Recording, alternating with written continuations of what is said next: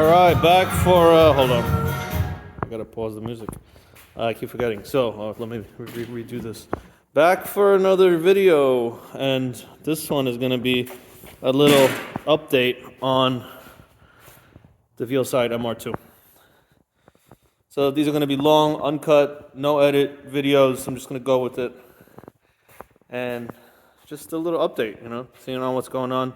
Made some good progress on it, so I figure, let me keep going with this. I'm on a roll with the videos. Let me not stop. So the last time I left off, exterior is completely done and ready for paint.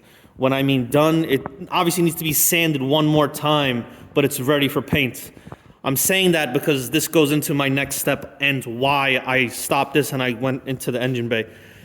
Is because I don't want to sand this and get it all done. Now it's ready and it's open, and I don't like to leave it like that. When I want to sand it, I want to sand it and paint it the following day. I don't like to leave it exposed for too long. So this is just primed and guide coated. Now, after that's done, I like to go into the engine bay and do everything and complete it like that. I'm not going to the back yet because I painted it. I don't want to give away the whole big, oh, here's the big reveal, the big reveal, yes. So I don't want to give that away, so let me just keep going. So I do the whole engine bay. While I'm doing it, I don't need to worry about masking off anything on the outside of the car because this still needs to get sanded down. So this is bullshit from the bay that was just laying on top. I had to wipe everything down. I had to clean. I had to degrease the engine bay. It doesn't matter. I still have to sand everything, so that's why I like to work like that. So did the whole engine bay, prepped everything complete, and then I said, okay, now I'm gonna paint it. So, all right, we got some color. We got some color on it. So I did the entire bay, cleaned everything, redid everything, prepped it, painted it.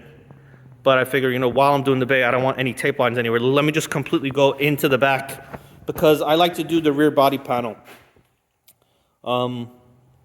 It doesn't really serve any purpose at the end. No one really sees it, but it just looks so good, man. Like, obviously, I took all this shit off to paint and I put all the little clips back on. It takes time, but when you put everything back on, it looks so nice and complete. So you can imagine how hard it is, or how hard it was, it used to be, to sell to possible clients to get the back done as well, to pay for the time. Because I'm like, hey, you don't really see it. No one ever sees it, but hey, it's cool. So, but now, thankfully, more people trust and they see how nice it looks. But like, everything was taken out, so this is all shit. This is all shiny in back of the crash beam, and all the bolts, all the clips. I don't know what you want to call this. The plastic thing for the air, and the put whatever the sound it makes. So everything was taken out. So the rear body panel was done. Inside the trunk rails was done. Underneath the trunk was done. Underneath the rear engine bay lid was done. Engine bay was done. Obviously strut towers, inside, everything. So I assembled it because I want to see it assembled. This is just a soft install. That's not aligned up or anything. I just want to see when it's installed, painted, and both deck lids are open, does it look good in every angle while it's installed? It might look good while you're painting it, but when it's installed, it's a completely different look. So I want to just make sure. So it's going to come off again to do everything, but at least I get to see it like that. And I like to work from the inside out. So I can't paint everything in one shot. To me, personally, everyone has their own opinions. To me, it's too much, and this is a heavy metallic color that I need to do all the exterior panels at once. Everything kind of assembled on the car, kind of sitting next to each other for everything to match. So there's a whole process. Sometimes you want to work from the end back to see the steps you have to take. Again, this is not the right way. This is my way. This is my way, and my way might not be someone else's way. And to me, I think that's one of the cool things about this craft, or this trade, or this waste of time, or whatever you want to call it, is there's so many ways to do the same thing, and some of those tiny little things make other people better than the others. So to me, that's interesting, keeps it spicy, you know? So someone else might do it a different way. I don't care. That's good for them. I don't like to shit on anybody's process, but this is mine. And it works for me from the inside out. So now this is all done, top of the deck lids, I still have to sand and everything, but I know the insides are all done. I could paint everything kind of assembled. When all the edges are done, inside of the doors are done, and then work my way out. I gotta do the whole inside of the front. Obviously, this only goes for big overall builds. This doesn't apply for the little, small little blends and small little jobs. And this is just, this step-by-step on working from the inside out kind of just applies to big jobs, or bigger jobs to some people. So that's that, and it just looks nice, you know.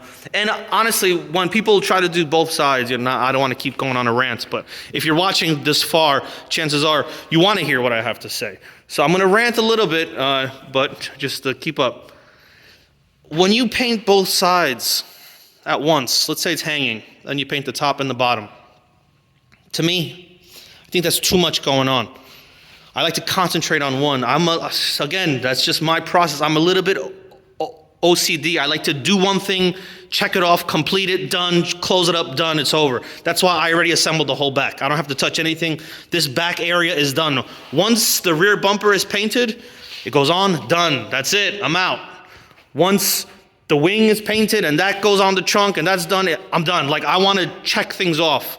So that's my process. I want to do the inside, focus on the inside, make sure it's all shiny, close it up. And then when you're working on the outside, you know, to me it's worth the tape line. And if you're not good, you're going to see a tape line. But every time I do tape lines, no one's ever going to spot it. I'll try to follow the factory seam. I won't just make up my own line. And even over here, I stopped right at the corner because I know the corner is the easiest to break. So when I'm ready to sand this, I'm going to go over here. I'm not going to stop again over here. I'm going to overlap a little bit, go to this seam. You're never going to see. You're never going to see it, and it's worth it, the extra shine, rather than trying to paint everything all at once in hopes to not have a tape line. To me, it's not worth it. That's the better of the two evils. So on with the rant. I don't know where I'm going with this anymore. I think that's about it. And that's updating well. And doing this red R32 GTR came in. So I'm doing that. I did a couple pieces for the car, actually. Oh my God, that scared the shit out of me. Hold on, let me turn off the compressor. All right, so I don't like, okay, I even told him, I'm not even talking shit, I don't like the wheel color. I don't like it at all, the wheel color choice. I don't know. We're gonna start a GoFundMe. There's gonna be a link right at the bottom over here of this video. And people are gonna donate money to have his wheels redone to a better color. Oh yeah, so I did do pieces for the car. I did these N1 side skirts and the rear spats and the hood, gurney, and I think I painted a couple pieces for the car. I think I might have, but yeah, did a couple pieces. Oh, I did the conversion for the grill to run the 33 grill. And so now, engine bay, funny enough, look at this. It always happens. I don't know, it's like you manifest it or whatever. Every time I have to do one thing, many of those jobs will show up at once. I'm doing an engine bay on the MR2. It just so happens to be, out of all the months I'm working on the car, the engine bay. Now it's time for another engine bay. So, as you can see, it needs work. It needs some love, some TLC, some scrubs, and waterfalls, you know? So, I'm gonna do the engine bay over. Thankfully, I know this car well. I know how to get in there, what steps to do. I've done many of them. And I prefer this over mid-engine mounted. That was really awkward to get in there. Plus, on that, it's like 4 walls. Let me try to explain that a little bit better. Look, it's like, oh, maybe you could see better here. It's 4 walls. Like, I need to paint all that and all that. So it's like 2 firewalls, like sandwiched, and I gotta get in there, and it's really, and then these pockets are really tough to get in there and get everything nice and wet. Pause. So this one is not. Well, most cars are not. They're just a rad support and just, you know, nothing. So it shouldn't be as difficult as that. Once I start taking it down and I see what's going on, if I have to fix anything or any kind of rust or whatever it may be, but it's gonna be the exterior color and gonna just redo everything. But the engine bay, make or break.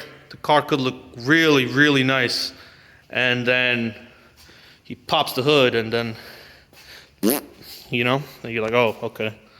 They could really make or break the really top end builds. Not, you know, dailies or street drivers, no, just, you know, you don't gotta overbuild.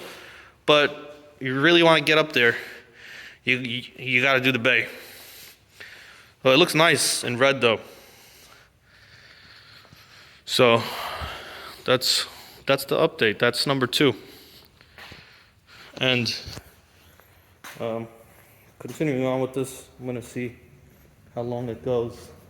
It's kind of fun, and gonna keep the thing on going. Single video, no edits, no transitions, none of that fancy stuff. And